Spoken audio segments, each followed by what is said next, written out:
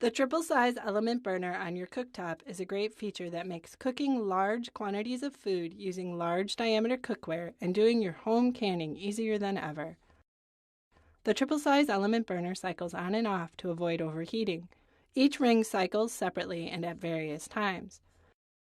Depending on the power level selected and the zone diameter chosen, the cycling is different. Let's look at 2 examples. The first example we'll look at is medium power level with all 3 zones selected. The elements cycle every 60 seconds. First, each ring is on for about 10 seconds, starting with the inner ring and working out. For the next 30 seconds, all rings are off. The cycle repeats until operation is stopped. The second example we'll look at is the boost power level, again with all 3 zones selected. Note, the boost power level can be activated only when the triple size diameter is selected. With this power selection, the 3 rings of the triple size element burner are all on at the same time during the first 2 minutes of operation.